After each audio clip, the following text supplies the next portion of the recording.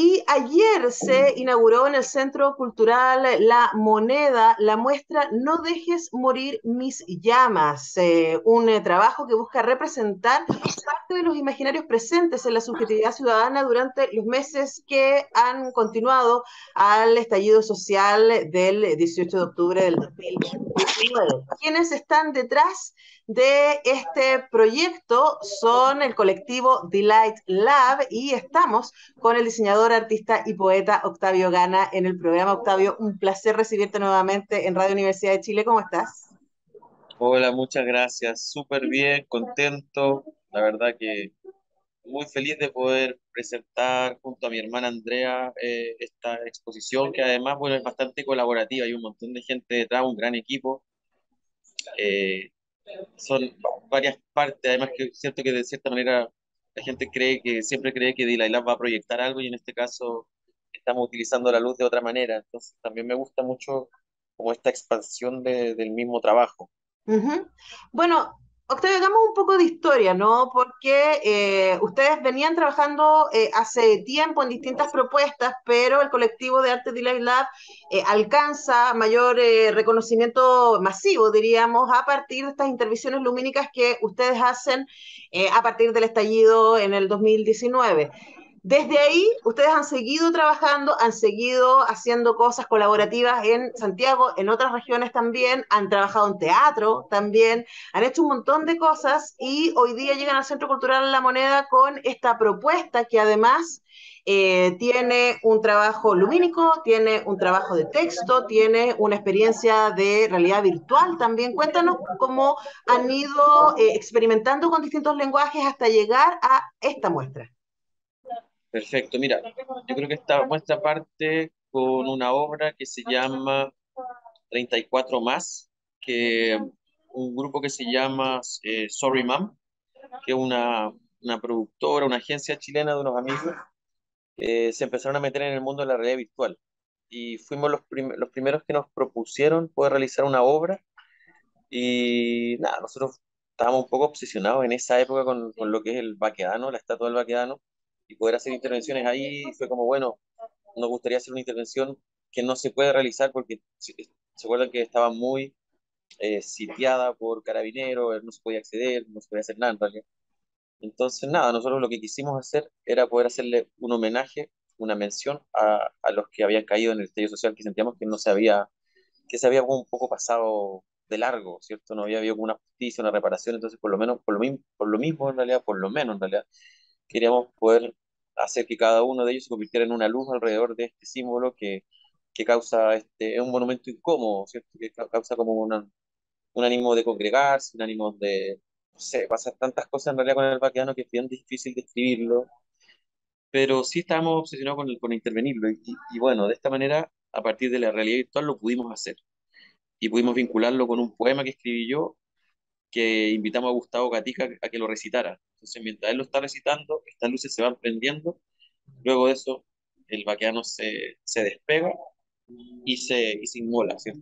Se convierte, y ahí uno también se convierte, se eleva y se convierte como en esta luz también. Entonces, claro, funciona la realidad virtual como un espacio, quizás como un sueño de lo que podía pasar después. Uh -huh. Y lo que pasa después en la muestra principal, un poco la pieza principal de la muestra, No dejen morir mis llamas, es el cuadro cuando ya está elevado el baquedano y están las luces prendidas. Entonces hicimos casi, no te diría una réplica, pero en realidad no es una réplica, no, es idéntico. Uh -huh. Es una interpretación abstracta, bastante similar a lo que es el baquedano, y la escala es bastante parecida también. Entonces no te deja, no te deja, como se dice, pasan cosas cuando uno lo ve, sobre todo con las luces, que esté flotando. Abajo además está el plinto.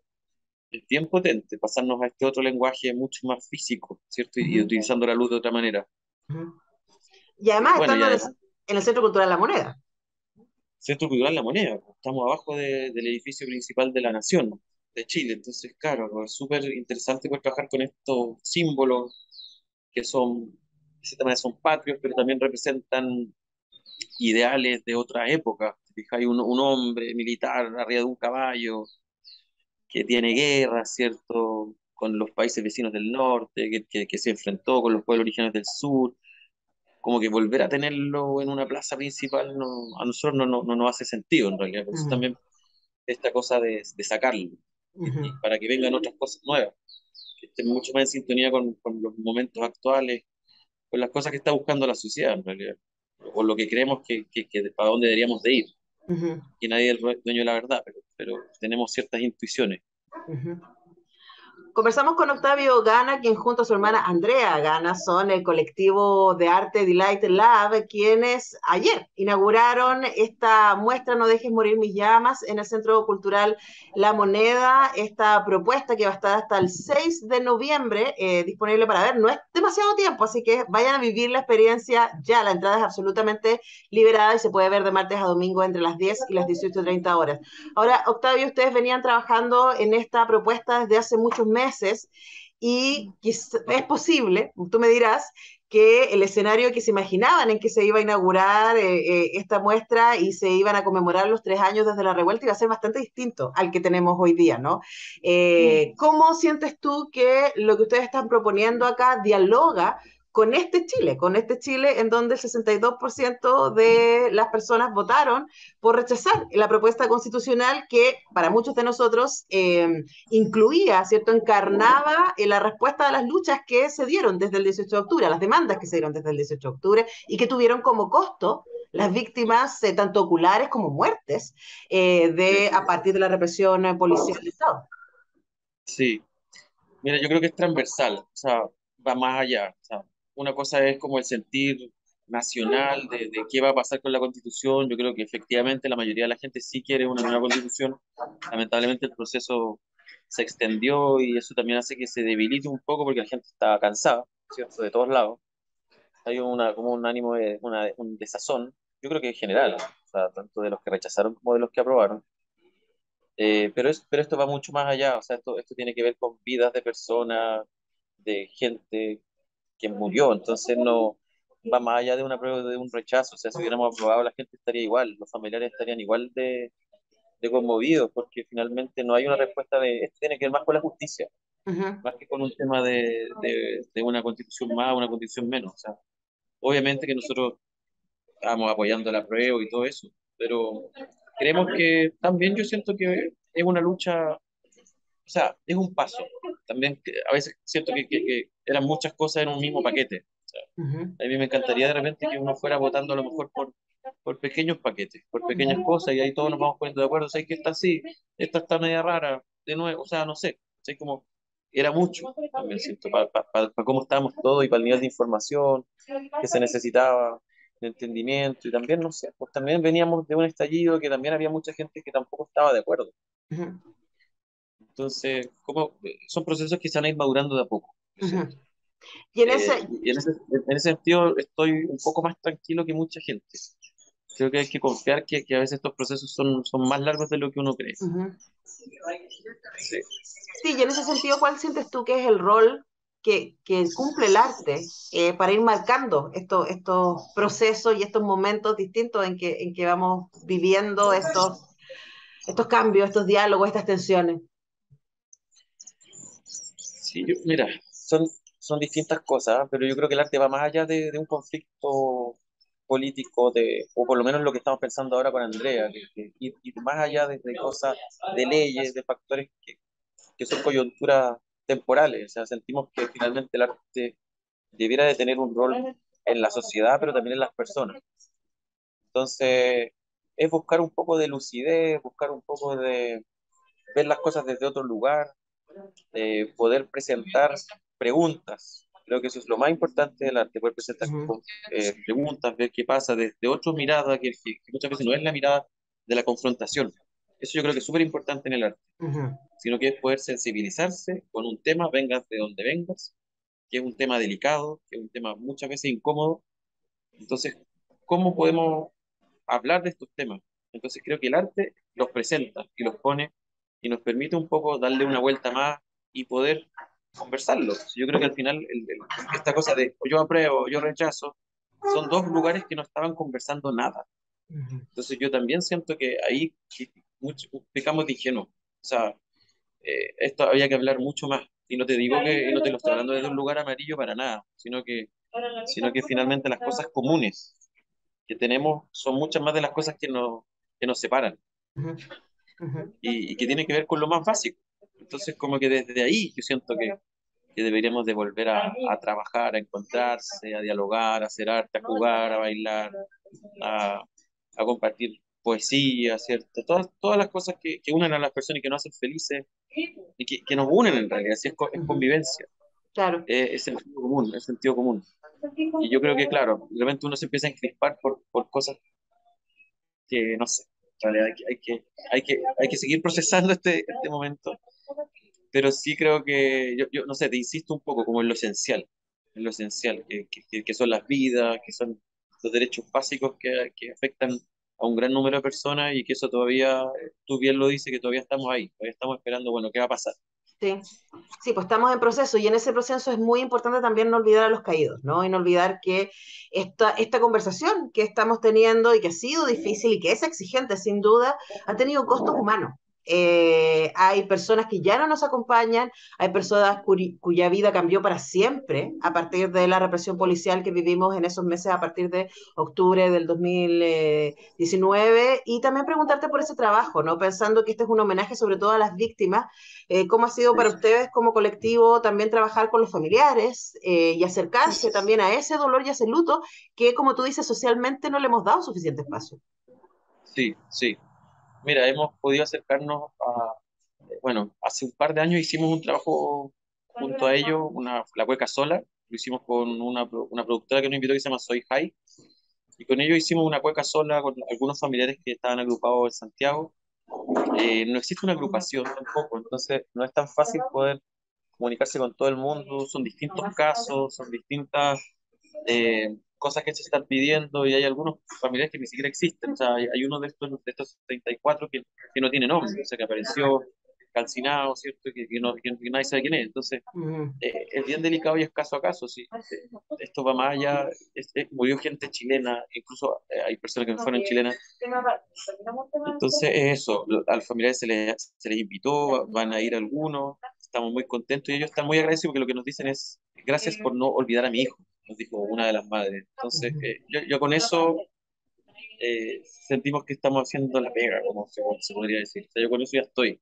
Ujú. Eh, sí, totalmente. Y eso, es pedir justicia en realidad, que se vuelvan a revisar los casos, ver qué se puede hacer con estas personas, de qué manera se compensa. Y por otro lado, que es súper importante, que no lo hemos dicho ahora, Antonella, que eh, es la reforma a Carabineros, a la fuerza de seguridad. O sea, eso se habló mucho en las campañas, el presidente actual lo dijo y ahora no está pasando. Claro, Entonces claro, yo y creo además, que es importante que este mes podría haber hecho alguna ruta de guía de cómo iba a seguir eso, porque es ujú. algo que estamos esperando todos. Yo creo que todos lo estamos esperando. Fue demasiado violencia lo que ocurrió y finalmente yo siento que, claro, algunas cosas se habrán hecho, pero tiene que haber una cosa profunda, para Claro, que y todos estemos un además poco más que tranquilos de poder salir a la calle. sí, además que parece que en los últimos meses se ha como esta idea de que el apoyo carabinero es un apoyo incondicional, ¿no? Es como si queremos que nos cuiden de la delincuencia, entonces no le podemos poner límites. Y es como, a ver, no, pues, o sea, es como, no es una cosa o la otra.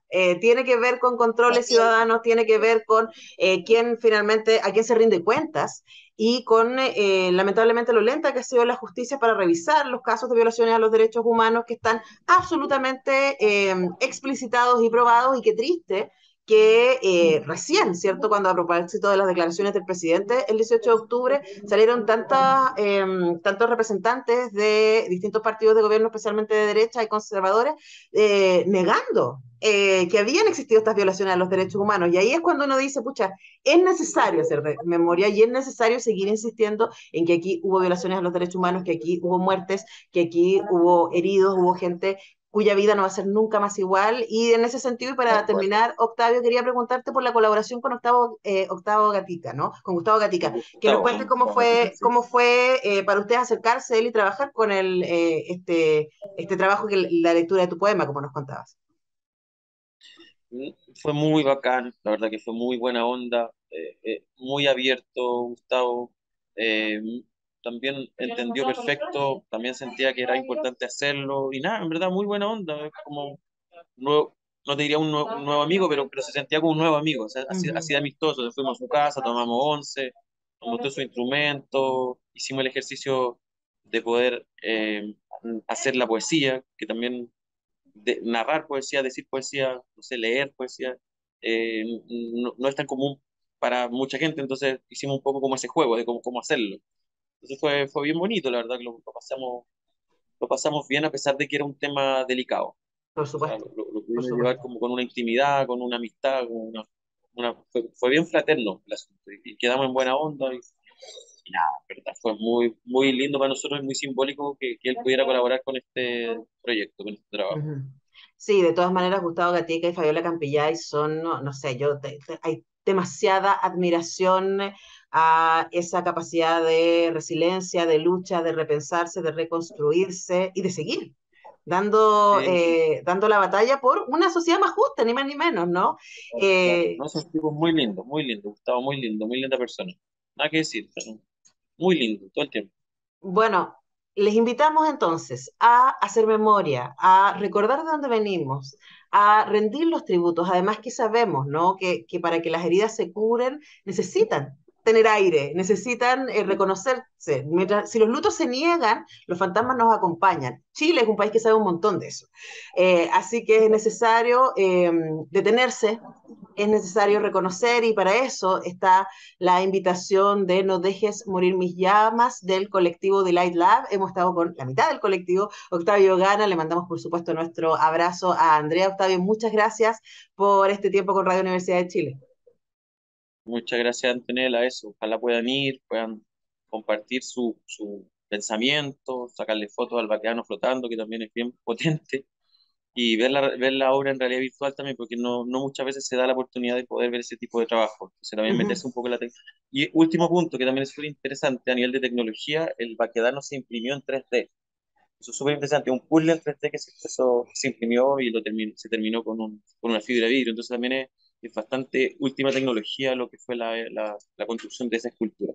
Claro, y además tú Así lo que, dices gracias. y es difícil de imaginarlo, ¿no? Entonces, vaya a verlo. Es una Sí, mezcla entre tecnología de punta aplicada al arte con un discurso que tiene que ver con la memoria y con los derechos humanos y con la justicia. Así que tantas razones para visitar el Centro Cultural La Moneda e ir a ver esta obra del colectivo Delight Lab. No dejes morir mis llamas, Octavio. Muchas gracias por este tiempo. muchas gracias. Que estén bien, adiós. Nosotros con esto cerramos el programa y mañana volvemos a las 10 para un nuevo semáforo.